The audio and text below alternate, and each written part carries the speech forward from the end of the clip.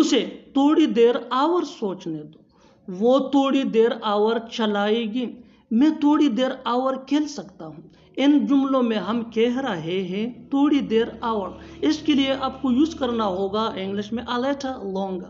आइए complete structure देखते हैं। Sentence plus a little longer। Sentence ये सिचुएशन या टेंस के हिसाब से चेंज होता रहेगा। a little longer ये वही के वही रहेगा, विच मीन थोड़ी देर और। अच्छी तरह समझने के लिए कुछ मिसालें देखते हैं। उसे थोड़ी देर और सोचने दो, let him think a little longer। Let him think a little longer, वो थोड़ी देर और चलाएगी। She will scream a little longer। क्या तुम्हें पढ़ने से कोई फायदा होता है? क्या तुम्हें झूठ बोलने से कोई फायदा होता है? क्या तुम्हें फुटबॉल खेलने से कोई फायदा होता है? इन जुमलों के लिए इंग्लिश का ये स्ट्रक्चर यूज होता है। Do you get any benefit plus after plus verb plus ing plus other words. अच्छी तरह समझने के लिए कुछ मिसालें देखते हैं। क्या तुम्हें पढ़ने से कोई फायदा होता है? Do you get any benefit after studying? Do you get any benefit after studying? क्या तुम्हें झूठ बोलने से कोई फायदा होता है? Do you get any benefit after telling a lie? Do you get any benefit after telling a lie? क्या तुम्हें फुटबॉल खेलने से कोई फायदा होता है? क्या तुम्हें फुटबॉल खेलने से कोई फायदा होता है? Do you get any benefit after playing soccer? आप बार बार वही गलती करते रहते हैं। मैंने इस फिल्म को बार बार देखा है। उसने इस नज़म को बार बार पढ़ा है। इन जुमलों में हम कह रहे हैं बार बार, इसके लिए आपको यूज करना होगा इंग्लिश में टाइम एंड अगेन। आइए कंप्लीट स्ट्रक्चर देखते हैं। Sentence plus time and again. Sentence ये सिचुएशन या टेंस के हिसाब से चेंज होता रहेगा। टाइम एंड अगेन ये वही के वही रहेगा, विच मीन बार बार। अच्छी तरह समझने के लिए कुछ मिसालें देखते हैं। आप बार बार वही गलती करते रहते हैं। You keep making the same mistake time and again. You keep making the same mistake time and again. मैंने इस फिल्म को बार बार देखा है। I have watched this movie time and again. I have watched this movie time and again.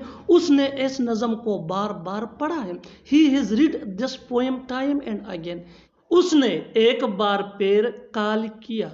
वो एक बार फिर यहाँ आया। उसने एक बार फिर पूछा। इन जुमलों में हम कह रहे हैं एक बार फिर, इसके लिए आपको यूज करना होगा इंग्लिश में वंस अगेन। आइए कंप्लीट स्ट्रक्चर देखते हैं। Sentence plus once again. Sentence ये सिचुएशन या टेंस के हिसाब से चेंज होता रहेगा। वंस अगेन ये वही के वही रहेगा, विच मीन एक बार फिर। अच्छी तरह समझने के लिए कुछ मिसालें देखते हैं। उसने एक बार फिर कॉल किया। He called once again. He called once again. वो एक बार फिर यहाँ आया। He came here once again. He came here once again. उसने एक बार फिर पूछा।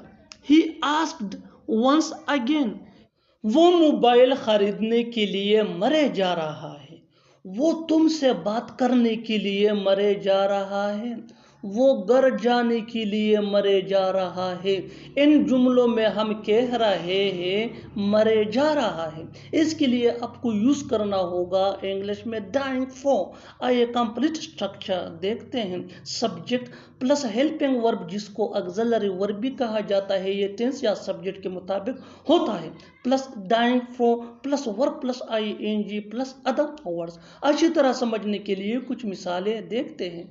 वो मोबाइल खरीदने के लिए मरे जा रहा है। He is dying for buying a mobile. He is dying for buying a mobile. वो तुमसे बात करने के लिए मरे जा रहा है। He is dying for talking to you. He is dying for talking to you. वो घर जाने के लिए मरे जा रहा है। He is dying for going home. He is dying for going home. बिल्कुल फार्मूले को हम स्टेप बाय स्टेप फॉलो कर रहे हैं। आप भी इस फार्मूले के बेस पे बना सकते हैं ऐसे जुमले अंग्रेजी जुबान में आसानी से। That can be really helpful for you. अच्छी तरह समझने के लिए एक और मिसाल देखते हैं। One more example for better understanding. वो खाना खाने के लिए मरे जा रहा है। वो खाना खाने के लिए मरे जा रहा है। He is dying for having food. तुम लाजवाब हो। उसकी सोच लाजवाब है। तुम्हारे चलने का अंदाज लाजवाब है। इन जुमलों में हम कह रहे हैं लाजवाब। इसके लिए आपको यूज करना होगा इंग्लिश में आउट ऑफ दिस वर्ल्ड। आइए कंप्लीट स्ट्रक्चर देखते हैं। Sentence plus out of this world. Sentence ये सिचुएशन या टेंस के हिसाब से चेंज होता रहेगा। आउट ऑफ दिस वर्ल्ड ये वही के वही रहेगा, विच मीन लाजवाब। अच्छी तरह समझने के लिए कुछ मिसालें देखते हैं। तुम लाजवाब हो। तुम लाजवाब हो। You are out of this world. You are out of this world. उसकी सोच लाजवाब है। हर thing is out of this world.